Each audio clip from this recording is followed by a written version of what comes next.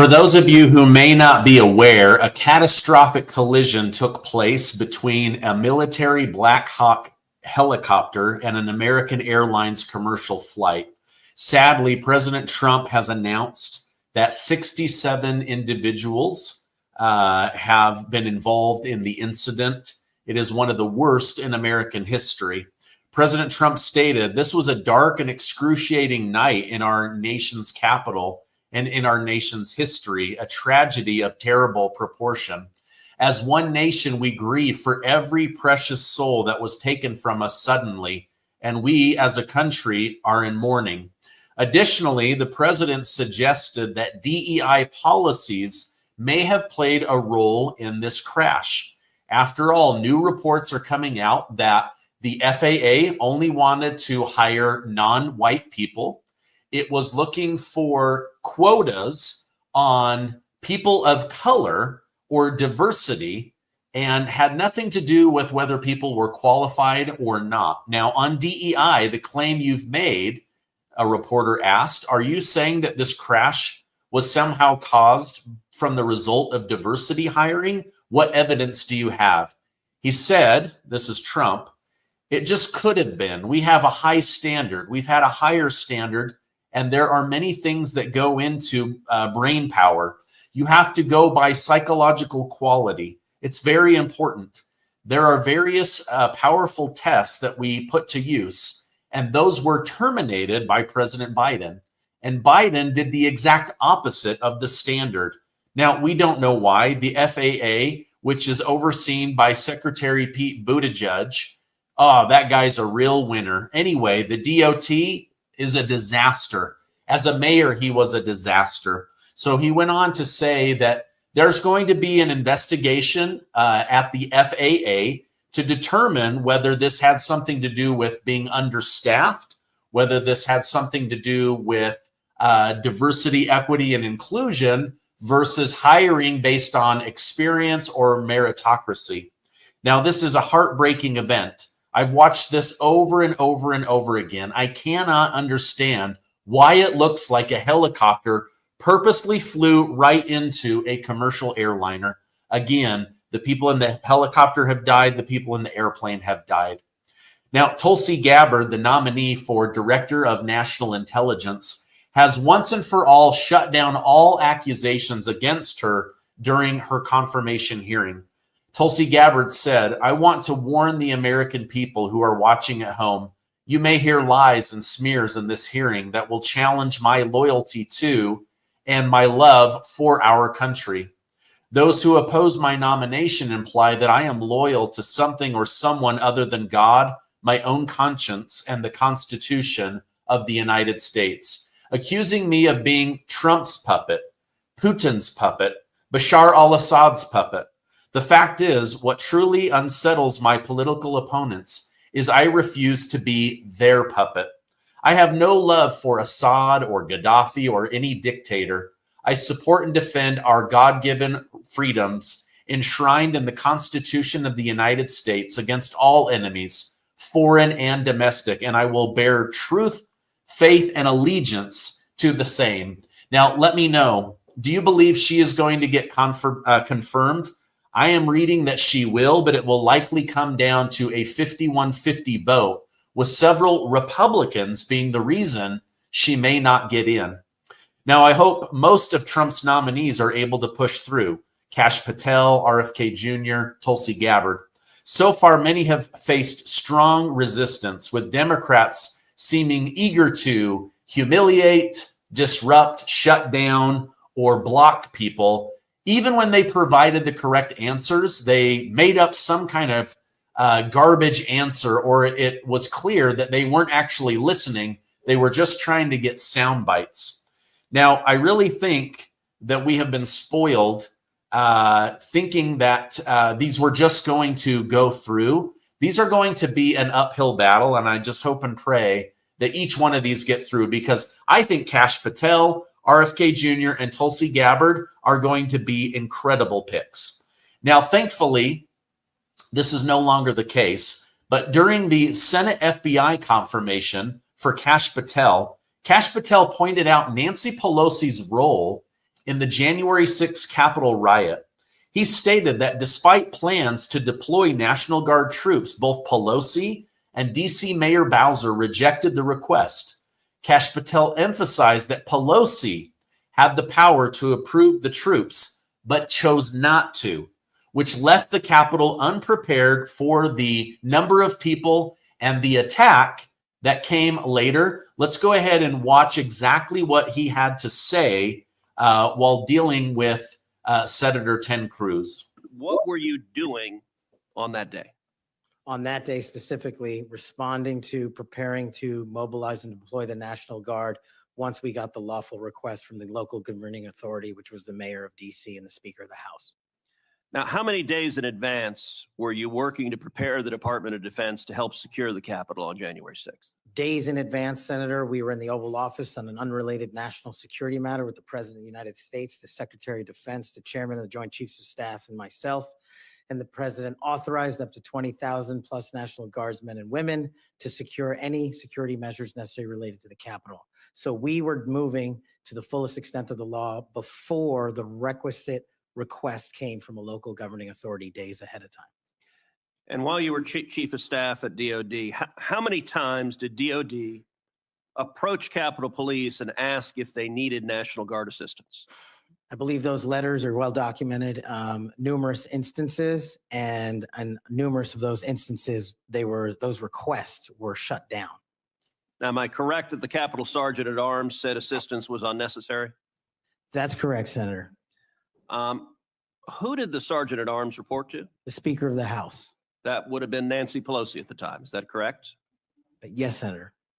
And would that also be Chuck Schumer, then the Senate Majority Leader?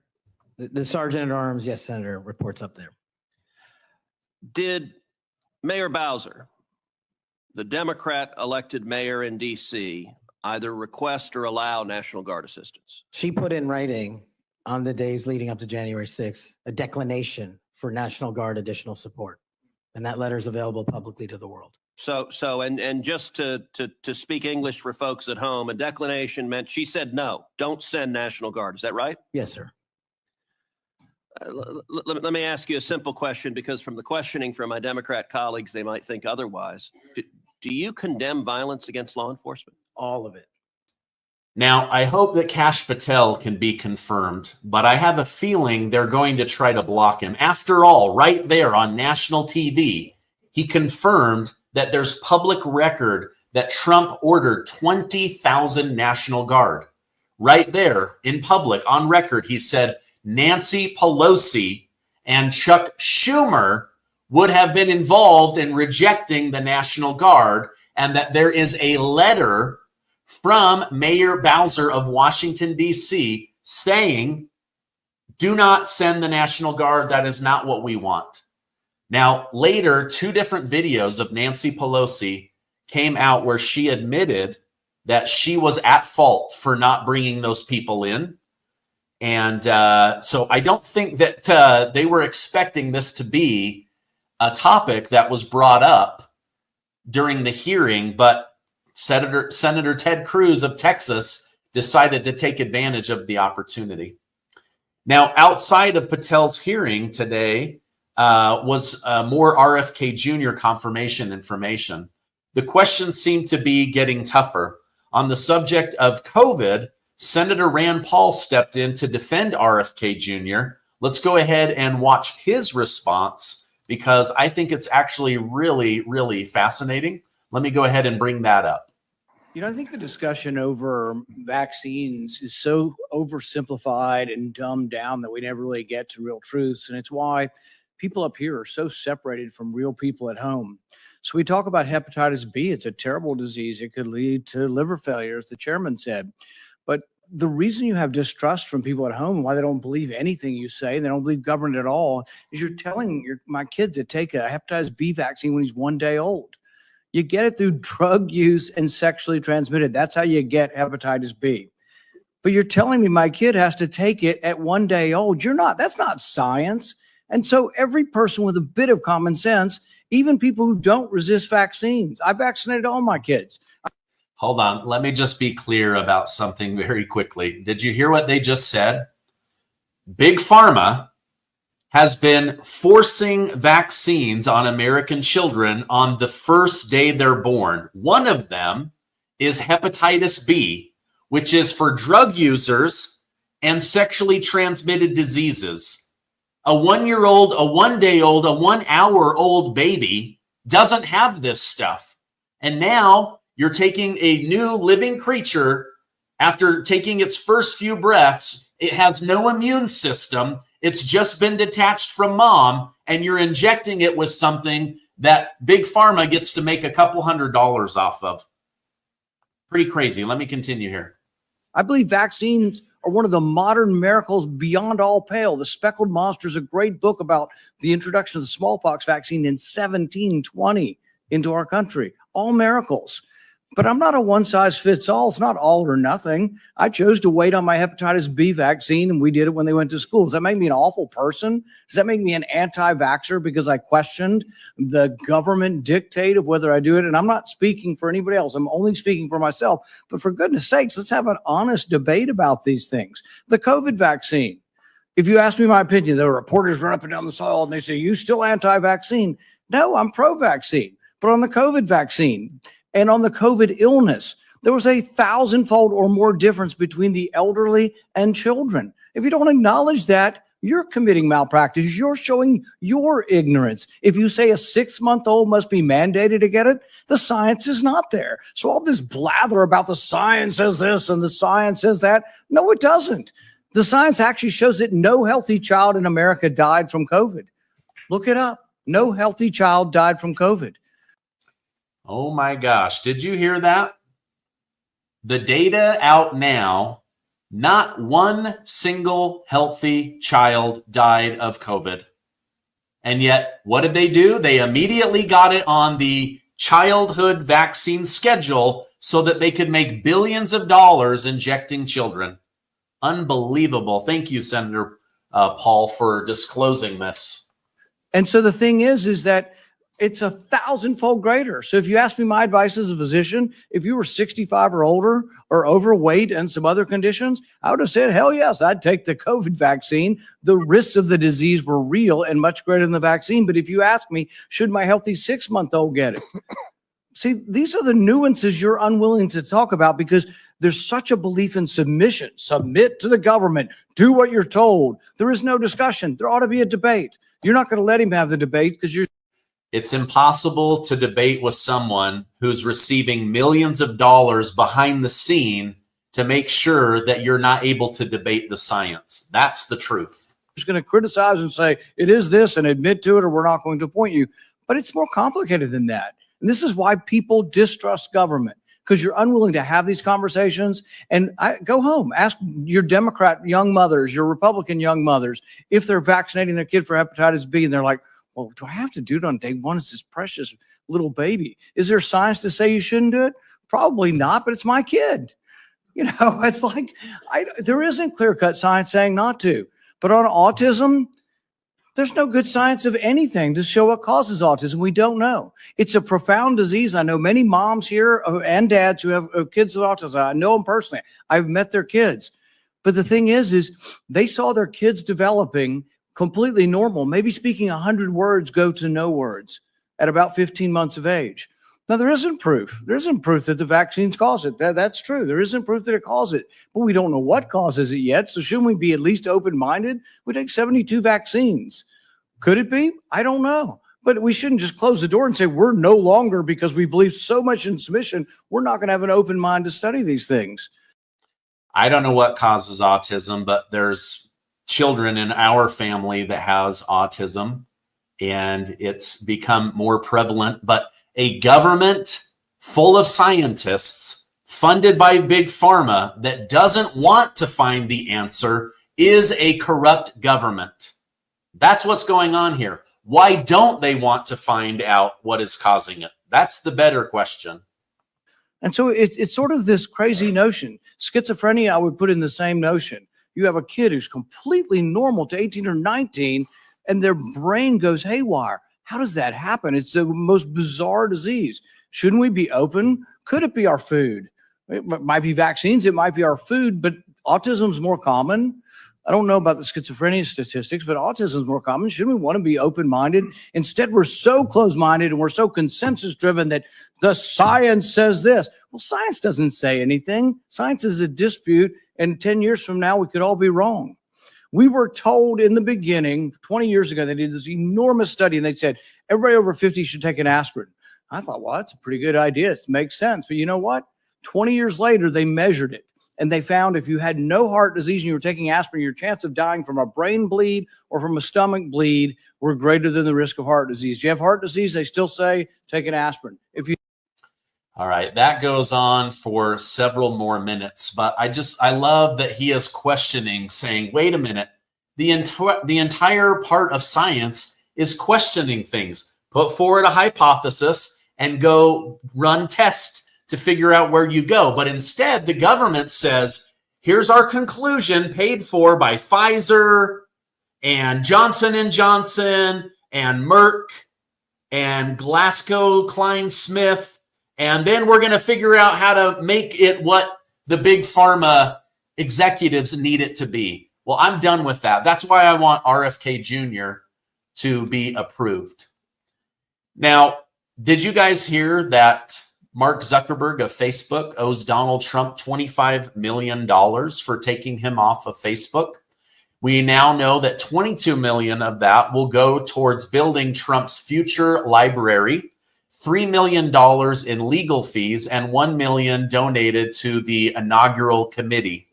Trump is clearly coming out on top right now with multiple lawsuits dropped and his recent election win. He's in a strong position. He's set to keep advancing his agenda and working to make America great again. All right, now I want to show you something crazy from Tulsi Gabbard. She exposes President Barack Obama after a Democrat senator asks her a couple of questions. He goes on to regret it and then doesn't really know how to recover. But first, I want to tell you about today's video sponsor. Are you like me, hitting the gym, tracking every food you eat, and still wondering, why can't I lose weight? Well, let me introduce you to my secret weapon, Lumen, the world's first handheld metabolic coach. Now, I know what you're thinking, another gadget, but trust me, this is different, right? It's like having a personal nutritionist that fits in your pocket. Now, every morning you can breathe into Lumen and boom, it will spit out data about yourself based off of your breath. Are you burning fat? Are you burning carbs? What's going on with your metabolic state? No more guessing. Lumen gives a tailored guidance to tweak your diet, sleep, stress, to help you with your unique health journey. It's not just about losing fat. It's about understanding your body's metabolic flexibility and hitting your fitness goals. Now, before my workout, I check in with Lumen. If it's a low carb day, I'm ready to go. If not, it tells me to carb up for an extra boost. It's like having a coach that whispers in your ear, do this, do that. And it just ends up making your life a lot easier. Now, Lumen has a special offer for my community only. And what I want you guys to do is you can go to lumen.me/Gardner and learn more about that. If you're ready to up your game and get personalized help to become fitter, healthier, hit your goals, again, lumen.me/Gardner. You'll get 20% off your Lumen. Go check it out right now. It really is an amazing thing. All right, now I want to show you this Tulsi Gabbard clip because this senator from Arizona is literally stumbling over himself after she exposes the fact that Barack Obama, while president, was behind funding Al-Qaeda. And you guys know who Al-Qaeda is, right? So let me just pull this up on screen and we'll watch it together. Senator Kelly. Thank you, Mr. Chairman. Colonel Gabbard, when Russia was denying us use of chemical weapons, they accused the U.S. of supporting terrorists. This is a line that Putin used frequently during the Syrian civil war as he supported Assad. Syrian officials made similar comments. They did it repeatedly. They did it in public. They did it at the United Nations. In 2016, you gave an interview in which you said, and this is a quote, "The U.S. is providing direct and indirect support to terrorist groups in order to overthrow the Syrian government." And in 2019, on the Democratic presidential debate stage, you said of President Trump, this is a quote, "This current president is continuing to betray us. We were supposed to be going after al-Qaeda, but over years now, not only have we not gone after al-Qaeda, our president is supporting al-Qaeda." So I'm interested to hear, what was your goal in saying these things? And did you consider, before saying them, the motives of Iran and Russia, what their motives might have been before making these claims? Senator, as someone who enlisted in the military specifically because of al-Qaeda's terrorist attack on 9/11 and committing myself and my life to doing what I could to defeat these terrorists, it was shocking and a betrayal to me and every person who was killed on 9/11, their families and my brothers and sisters in uniform. When, as a member of Congress, I learned about President Obama's dual programs that he had begun really to overthrow the regime of Syria, and being willing to, through the CIA's Timber Sycamore program that has now been made public, of working with and arming and equipping al-Qaeda in an effort to overthrow that regime, starting yet another regime change war in the Middle East. DoD train and equip program, again, begun under President Obama, is widely been known, looked at and studied, that ultimately resulted in over $500 million being used to train who they called moderate rebels, but were actually fighters working with and aligned with al-Qaeda's affiliate on the ground in Syria, all to move forward with their regime change and not acknowledging what was obvious at the time and what has unfortunately borne true, which was that a regime change war in Syria, much like the regime change wars in Iraq, the toppling of Gaddafi and Mubarak, while these are all dictators, would likely result in the rise of Islamist extremists like al-Qaeda taking power. I shed no tears for the fall of the Assad regime, but today we have an Islamist extremist who is now in charge of Syria, as I said, who danced on the streets to celebrate the 9/11 attack, who ruled over Idlib with an Islamist extremist governance, and who has already begun to persecute and kill and arrest religious minorities like Christians in Syria. I understand. Why that should be acceptable to anyone is beyond me. It shouldn't is be. certainly And not in our I appreciate your answer, and thank you. My concern has to do with the tendency to repeat Russian and Syrian, and even in some cases, I think we'll get into in the closed session, Iranian information, and to discount what comes from our intelligence community. Senator, every American deserves to know that people in our own government were providing support to our sworn enemy, al-Qaeda. That should not be acceptable by anyone. Wow. So I don't think that they were expecting that. And she's right. As an American citizen, it makes me mad to know that my taxpayer money was being fed through the CIA in order to enrich al-Qaeda, so that al-Qaeda would then try to topple Syria. It makes me angry to know that President Barack Obama was funding with my money the very terrorist group that attacked America on 9/11, costing 3,000 American lives, causing terror, horror, nightmare for the American people, sinking the stock market, putting people into PTSD. I mean, did you guys know that under this, what was it, Timberwoods secret mission, that President Barack Obama was funding al-Qaeda and directing the CIA to flood them with money so that they could take over Syria? This was not what they wanted. And then And then this senator from Arizona goes on to say, it just concerns me that you are willing to parrot Russian and Iranian talking points. This is declassified information from America. Are you kidding me? So why would she trust the CIA and the FBI and the NSA, which lies to the American people and spies on the American people, and then as a sitting member of Congress sits on a committee where she finds out that President Barack Obama has betrayed the American people with their own money to fund the terrorist group that hates America the most? Pretty crazy. Let me know your thoughts in the comments. Do you think they were expecting her to come out like that? I don't think they were. Also, did you know? Let me know in the comments. Did you know Barack Obama, through the CIA, was funding Al-Qaeda, America's biggest terrorist enemy? If you did, I want you to type Y. And if you didn't, like me, I want you to type N. I didn't know that. It's very sad. Very, very sad. All right. Thank you guys so much for joining me. We're almost to 1.9 million amazing truth seekers. Make sure to hit that subscribe button and please hit that like button because it helps me more than you know. I want the channel to succeed so I can continue to bring you the truth and the very best information. I love you guys. Stay amazing.